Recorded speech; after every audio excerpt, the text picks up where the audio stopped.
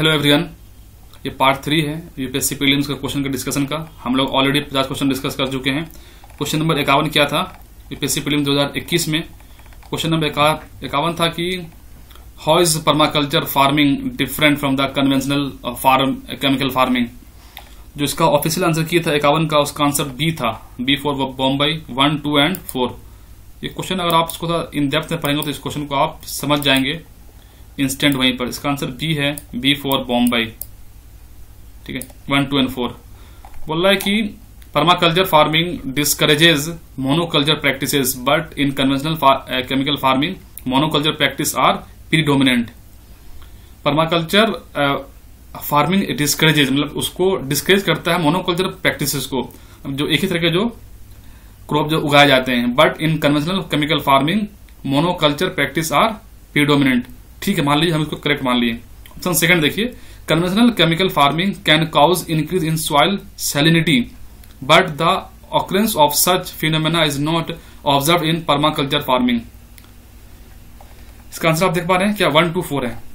तो अभी हम मान लीजिए कि क्या होता है कि conventional chemical farming can cause increase in the soil salinity. क्योंकि अगर कन्वेंशनल केमिकल फार्मिंग जो है वो फार्मिंग प्रैक्टिस करता है मोनोकल्चर पर, ठीक है, अगर मोनोकल्चर पर वो करता है तो उसके वजह से हो सकता है कि इंक्रीज हो जाए सॉइल की salinity, but occurrence of such phenomena is not observe in the permaculture farming. क्यों भाई? क्योंकि वो डिस्करेज करता है क्या? मोनोकल्चर को पर्माकल्चर, जो पर्माकल्चर फार्मिंग। तो 1, 2 मान ली सही हो गया। अब देखिए अब इसमें क्या गेम है इसमें खेला है। Conventional chemical farming is easily possible in the semi arid region but permaculture farming is not so easily possible in such region. देख पा रहे हैं आप इसको? जो है ये बात जो इसने कहा कि conventional chemical farming is easily possible है सेमी एरिड रीजन में, but permaculture farming is not so easily possible in such region. आप मुझे एक्चुअली बताएं क्या बताना चाह रहा है कि permaculture farming discourages the monoculture practices. ये डिस्करेज करता है मोनोकल्चर प्रैक्टिसेस को, और जो कन्वेंशनल केमिकल फार्मिंग है वो मोनोकल्चर प्रैक्टिस को प्रीडोमिनेट करता है। यहाँ पे क्या बताना चाह रहा है वो कि कन्वेंशनल केमिकल फार्मिंग जो है वो इजिली पॉसिबल है सेमी एरिड रीजन में, बट पर्माकल्चर फार्मिंग जो है is not easily possible in such region. एक चीज को समझिए, हम 4G से 5G में क्यों जा रहे हैं? ताकि हमें कुछ बेहतर मिले। ठीक है, तो इसी कारण जो भी न्यू टेक्नोलॉजीज वगैरह होती है वो कुछ बेहतरीन के लिए होता है। तो ऑप्शन 3 को आप वहां पर इंस्टेंट आप उसी समय आप इसको एलिमिनेट कर सकते थे कि भाई ऐसा कुछ भी नहीं होता है। Practice of mulching is very important in permaculture farming but not necessarily so conventional chemical farming. हालांकि एक डिफिकल्ट क्वेश्चन है, बट स्टिल अगर आपने 3 को एलिमिनेट कर दिया ना तो आप 50-50 में आप पहुंच जाएंगे, और इसका आंसर हो जाएगा बी फॉर बॉम्बे। 51 आंसर आपको हो गया बी। चलिए हम लोग आगे बढ़ते हैं, क्वेश्चन नंबर 52 देखते हैं। पाम ऑयल से रिलेटेड क्वेश्चन था, पूरा उस समय हंगामा था पाम ऑयल से। उसने क्या क्वेश्चन पूछ दिया? पाम ऑयल ट्री जो है वो नेटिव है साउथ ईस्ट एशिया की। आपको लग सकता है कि यार मलेशिया इंडोनेशिया इतना ज्यादा पाम ऑयल प्रोड्यूस करता है तो उसका वो नेटिव भी हो, लेकिन ये कोई जरूरी नहीं है। The palm oil is raw material for some industries producing lipstick and perfumes. Yes, the palm oil can be used to produce biodiesel. ये बात बिल्कुल सही है। अभी तो फिलहाल में इंडोनेशिया ने बहुत कंट्री में अभी बैन भी लगा दिया कि वो पाम ऑयल को एक्सपोर्ट नहीं करेगा उस पर्टिकुलर कंट्री में। तो 2 और 3 तो पक्का सही है। अब इसमें आपको 1 को आपको एलिमिनेट करना होगा। याद रखिए, अगर आप न्यूज़पेपर पढ़ रहे हैं तो पाम ऑयल के बारे में एक आर्टिकल आया था द हिंदू, उसमें बात मेंशन था जो पाम ऑयल है ये नेटिव है अफ्रीका का, ना कि साउथ ईस्ट एशिया का। याद रखिए इस चीज को आप, पाम ऑयल नेटिव कहाँ का है? अफ्रीका का है। ठीक है, तो इसका आंसर जो है बी फॉर बॉम्बे हो गया। 52 का आंसर बी फॉर बॉम्बे। 53 का क्वेश्चन क्या है? 53 देख लीजिए आप। 53 क्वेश्चन, ये क्वेश्चन बहुत अच्छा क्वेश्चन था। इसमें क्वेश्चन था कि with reference to Indus rivers of the following 4 rivers, 3 of them pour into the one of them which join the Indus directly. Among the following, which one of the following river that join the Indus direct? Indus को direct कौन join करता है? Suppose करिए कि ये river आ रही है, Indus आ रही है, यहाँ पर बहुत सारी रिवर ज्वाइन कर रही है, इसको भी ज्वाइन कर रही है। तो इसका अंदर झेलम, सॉरी ये क्या बोलते हैं इसको, रावी तो आप इजिली आप निकाल सकते थे, और आप झेलम भी आप निकाल सकते थे।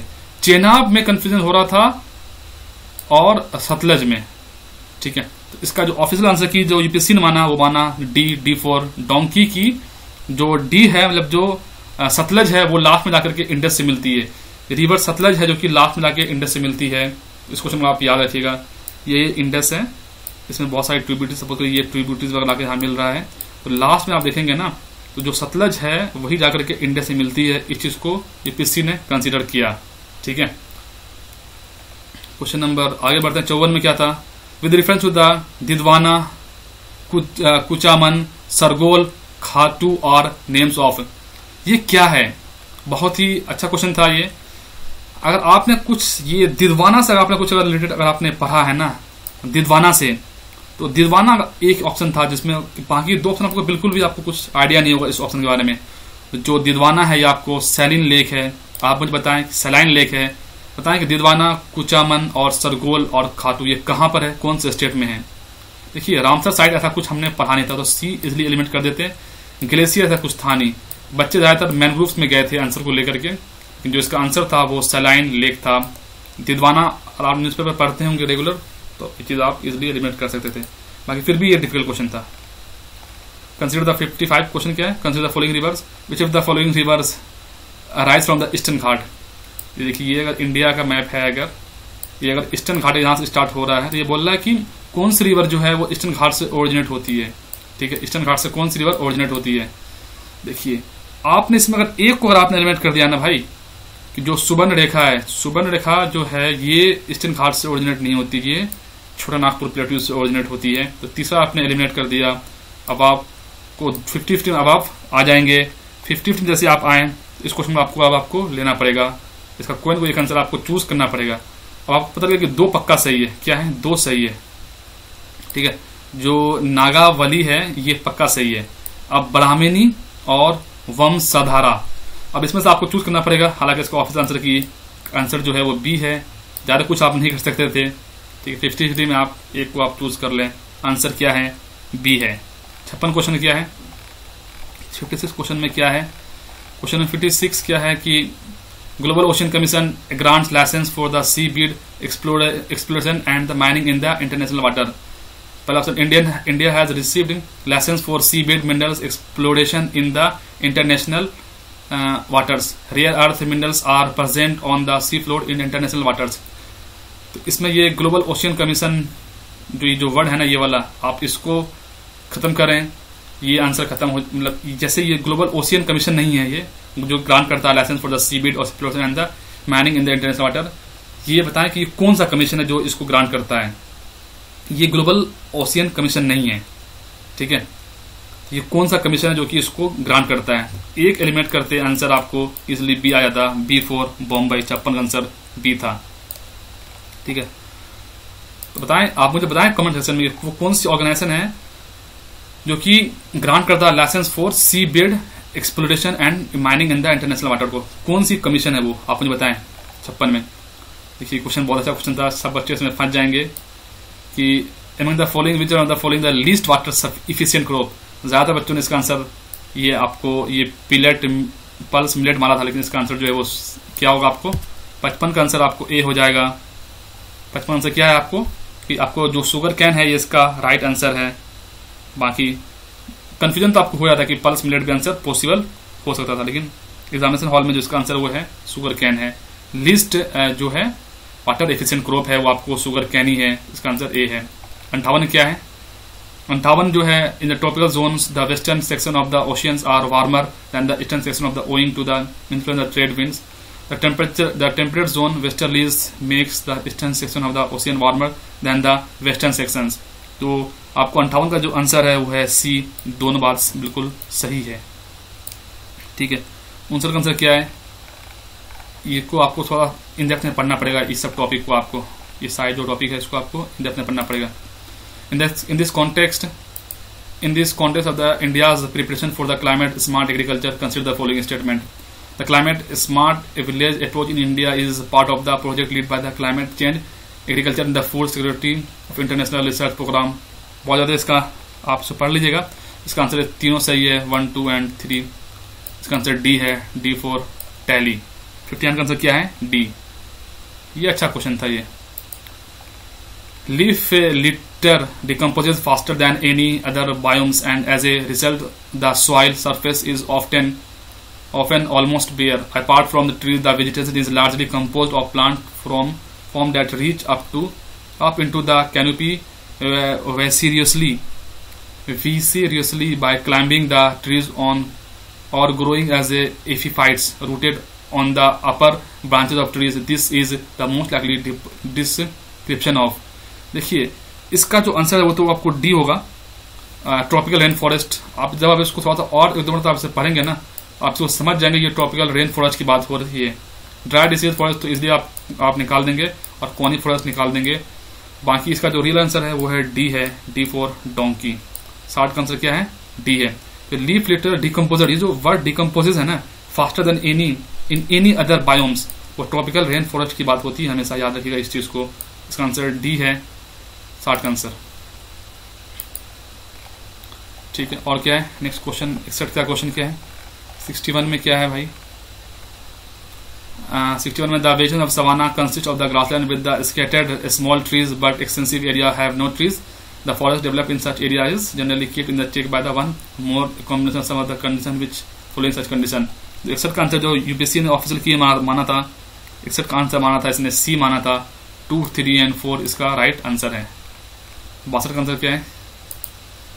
विच are the following with reference to the water on the planet earth. देखिए इस क्वेश्चन को आपको समझना पड़ेगा। क्वेश्चन नंबर जो 61 है इसको अगर आप अच्छे से देखेंगे ना, ये 2, 3, 4, क्योंकि ये क्वेश्चन थोड़ा डेप्थ में है। हालांकि सवाना से क्वेश्चन पूछता है। सवाना जो question the vegetation of savanna है उससे क्वेश्चन रहता है। ठीक है, उसको थोड़ा ध्यान रखिएगा। क्वेश्चन नंबर 52 क्या है? 62 क्या है? With reference to the water on the planet earth. Water on planet earth पर है, इसमें इजिली आप एक को निकाल सकते थे। The amount of water in the river and lakes is more than the amount of the ground water. क्या ये बात सही आपको लगता है? नहीं भाई, अच्छा तो बिल्कुल सही नहीं है। The amount of water in the rivers and lakes is more, ज्यादा है अमाउंट ग्राउंड वाटर नहीं, बात बिल्कुल सही। ये अपोजिट इसने लिख दिया। The amount of water in polar ice caps and glacier is more than the amount of the ground water. ये बात बिल्कुल सही है। इसका आंसर क्या है? 62 का आंसर B4 बॉम्बे। ये बेसिक एनसीईआरटी में भी ये चीज आपको मेंशन है, वहां से पढ़ के आप इसको निकाल सकते थे। क्वेश्चन नंबर 63 क्या है? Moringa is a leguminous evergreen. Tamarind tree is endemic to South Asia. 63 है। ठीक है। In India most of the tamarind is collected as a minor forest produce. India export tamarind and seeds of moringa. Seeds of moringa and tamarind can be used in the production of the biofuels. Option 4 देखिए आप। India exports tamarind and seeds of moringa। अगर एक भी दाना अगर export कर रहा है इंडिया, इसका मतलब वो इंडिया एक्सपोर्ट करेगा। आप 4 मानना पड़ेगा करेक्ट है। तो 1, 2, 3, 4, 5, 1, 2, 3 ये डी तो नहीं हो सकता। आपको पता चला, आप इस चीज को फील किया आपने, India export tamarind and seeds of moringa। Yes हो सकता है यार, क्यों नहीं कर सकते हैं। ठीक है, तो चौथा है वो पक्का आपको सही है। ठीक है, और जो 63 का जो आंसर है वो आपको बी बता रहा है। 3, 4 एंड 5 बता रहा है।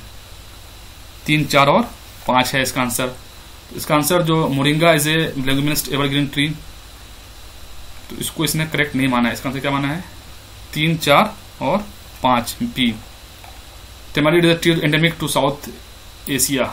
आप बताएं कि टेमारिंड जो है ये कहाँ का एंडेमिक है, ये आप मुझे कमेंट सेक्शन में आप मुझे बताएं। और moringa is evergreen leguminous evergreen trees, तो ये कौन सी ट्री है? अगर ये लेग्यूमिनस नहीं है तो ये कौन सी ट्री है, ये भी आप मुझे कमेंट सेक्शन में आप मुझे याद से बताएं। इसका आंसर है वो B4 बॉम्बे है। 64 का 65 का आंसर क्या है? जो black cotton soil of India has been form due to the weathering of the, ये तो बहुत इजी क्वेश्चन था, आप इसको इजिली आप निकाल सकते थे। 64 का आंसर बी है, फीजर वॉल्केनिक रॉक्स। ये जो आपको ब्लैक कॉटन वगैरह कहाँ दिखता है आपको? महाराष्ट्र वगैरह रीजन में, आप वहां से भी इस क्वेश्चन को आप इजिली निकाल सकते थे। क्वेश्चन नंबर 65 क्या है? क्वेश्चन नंबर 65 देखिए, रिकॉम्बिनेंट वेक्टर वैक्सीन, इसके बारे में पूछा है। 65 का जो आंसर है वो आपको सी है, दोनों सही है। साइंस का क्वेश्चन है, मतलब साइंस उसका क्वेश्चन है। तो genetic engineering is applied in the development of these vaccines. हाँ पॉसिबल हो सकता है। Bacteria and virus are used as a vector, की बात बिल्कुल सही है। इसका आंसर क्या है? C4 Kolkata, C4 cat. 66 का आंसर क्या है? हेरिडिटरी डिजीज के बारे में इसने पूछा है। आप देखिए हेरिडिटरी डिजीज के बारे में इसने पूछा है। इसका आंसर इसने 66 का आंसर सी माना है। इसको सबको लग रहा था कि the passing on the mitochondrial disease from the parent to the child can be prevented by the mitochondrial replacement theory either before and after into vitro fertilizer of eggs. ठीक है, बात सही है। Child inherited mitochondrial disease entirely from the mother and not from the fathers. लोगों को लगा था ये ऑप्शन गलत होगा, लेकिन इसका जो राइट आंसर है वो आपको सी है। दोनों सही, बात सही है। ठीक है, हेरिडिटरी डिजीज में। 67 क्या है, ये तो बहुत ईजी क्वेश्चन था कि बोलगार्ड 1 और बोलगार्ड 2 किससे रिलेटेड है। तो ये आपको जो GM क्रॉप से रिलेटेड होगा, yes, developing GM genetically modified crop. जो 67 का आंसर वो क्या है, बी है, बी फॉर बम्बई। मैं जो भी आंसर बता रहा हूँ ये आपको यूपीएससी के ऑफिशियल आंसर की से बता रहा हूँ मैं आपको, ठीक है। 68 का आंसर क्या है, सबको लगा था इसका आंसर 1 2 3 होगा 68 का, लेकिन इसका जो आंसर उसने सी दिया है, 1 and 3 ओनली दिया है। इसका मतलब क्या है कि टेम्परेचर ऑफ द फ्लेम उस पर डिपेंड नहीं करता है, कुकिंग ऑफ द जो फूड है जो कुक होता है किसमें, प्रेशर कुकर में। याद रखिए इस चीज को, टेम्परेचर ऑफ द फ्लेम नहीं डिपेंड करता है, ठीक है। टेम्परेचर ऑफ फ्लेम पे डिपेंड नहीं करता है प्रेशर कुकर पे जो फूड जो कुक हो रहा है, इसी को आप थोड़ा ध्यान रखें। उसने कहा था कि इन प्रेशर कुकर, जो प्रेशर कुकर में है, the temperature at which food is cooked depends mainly upon the following. तो area of the hole in the lid बात सही है, और वेट ऑफ द लीड बात सही है, लेकिन जो टेम्परेचर ऑफ द फ्लेम उस पर वो डिपेंड नहीं करता है। इसका आंसर 1 and 3 था, सी फॉर कैट। 68 का आंसर क्या है, सी। 69 का आंसर क्या है, विच of the following which of the above can be cultivated in the artificial synthetics. Virus को एलिमिनेट करिए, आंसर पालेंगे आप, वायरस निकलेगा। 69 का आंसर आपको ए मिल जाएगा, ए फॉर एप्पल। बैक्टीरिया और फंगस को आर्टिफिशियली कल्टिवेट किया जा सकता है, वायरस को नहीं किया जा सकता है, ठीक है। ये तो बेसिक था, और आपने पढ़ाया तो पढ़ाया, नहीं तो फिर कोई बात नहीं। 70 का जो आंसर है ये आपको 70 आंसर आपको बी है, B for Bombay. Common cold is sometime caused by the adenovirus, whereas the AIDS is caused by the retrovirus, ठीक है। Adenovirus have single stranded DNA genomes, whereas the retrovirus have double stranded DNA genomes। बताएं कि इसका right statement जो statement है वो क्या होगा। अगर ये अगर रॉन्ग है तो इसका राइट स्टेटमेंट क्या होगा, आप मुझे बताएं कमेंट सेक्शन में। इसका जो आंसर वैसे है 70 का आंसर वो बी फॉर बॉम्बे है, ठीक। 71 में पहुंचते अब हम। Water can dissolve more substance than any other liquid because, भाई उसका डायपोलर नेचर होता है। इजी क्वेश्चन था, इजिली हो जाता आपको। 72 क्वेश्चन क्या था, with respect to the street light how do sodium lamp different from the LED lamp. ये आपको जनरल आपको जो आप एविडेंस का क्वेश्चन है, आप जो है कि स्ट्रीट लाइट में सोडियम लैम्प का कैसे डिफर है एलईडी लैम्प, ठीक है। आजकल एलईडी लैम्प आपको स्ट्रीट लाइट आपको दिख जाएगा। जिसका आंसर जो है 72 का आंसर वो यूपीएससी के ऑफिशियल की से था, वो आंसर उसका जो ऑफिशियल आंसर की वो है सी। 1 and 3 बात सही है, 2 गलत है। As street light sodium lamp have longer life span than the LED lamp. देख रहे हैं, अगर आपने इसको भी एलिमिनेट कर दिया ना, आप इसको सेकंड को, तभी आप 50-50 यहाँ पहुंच जाएंगे कि भाई जो street light as street light sodium lamp have longer life span than the LED lamp. तो मैं आपको अभी बता रहा हूँ इस चीज के बारे में कि कोई भी चीज हम टेक्नोलॉजी क्यों यूज करते हैं, न्यू टेक्नोलॉजी, ताकि उसकी क्वालिटी में, उसकी लाइफ टाइम में उसको वो हमारे लिए बेहतर होता है, तभी तो हम उसे यूज करते हैं। तो एलईडी इसका आंसर क्या है, सी। 1 and 3 इसका राइट आंसर है 72 का। 73 का आंसर क्या है, ये ACE2 talk about the context of, सब ने पढ़ा उस समय में। तो 73 आंसर क्या है, ACE2 टॉक अबाउट द, इसका answer speed of the viral disease. सब ने पढ़ा कोविड के बारे में, लेकिन उससे क्वेश्चन एक भी नहीं पूछा गया। ACE2 के बारे में उसने पूछ दिया। इसका आंसर क्या है, स्पीड ऑफ वायरल डिजीज। 74 का आंसर क्या है, ट्राइक्लोसिन डाइट। आपको पता होना चाहिए कि ये क्या है, ट्वाइलिट्राइज है, ठीक है। 75 का आंसर क्या था, 75 का जो आंसर आपको जो था वो आपको डी था। Triclosan consider harmful when expose to the high level of the for long time is mostly likely present in which of the following. तो ये ट्वाइलिट्रीज, ठीक है। फूड प्रिजर्वेटिव नहीं है, fruit happening substance, reuse plastic surrounded. अगर आपको बिल्कुल भी आइडिया है तभी इस क्वेश्चन को आप कर पाएंगे, ट्राइक्लोसेंस, ठीक है। तो ये था क्वेश्चन, मतलब मैं 75 तक मैं आपको करा चुका हूँ। इसका ऑफिशियली से मैं आपको आंसर बता दिया हूँ। बाकी फर्दर मैं नेक्स्ट वीडियो में एक और लेक्चर में ये आपको 2021 का क्वेश्चन आपको खत्म हो जाएगा। तो दोस्तों आज के लिए इतना ही है। अगर आप वीडियो पसंद आए आप इसे लाइक शेयर एंड सब्सक्राइब कर लें। और आपको कुछ और इम्प्रूवमेंट चाहिए तो मैं किस पोर्शन में मैं इम्प्रूवमेंट कर सकता हूँ वो आप मुझे कमेंट सेक्शन में आप मुझे बताएं। बाकी मैं जो क्वेश्चन पूछा हूँ आपसे जरूर आप इसका जवाब दें। तो दोस्तों आज के लिए इतना ही। Okay, take care.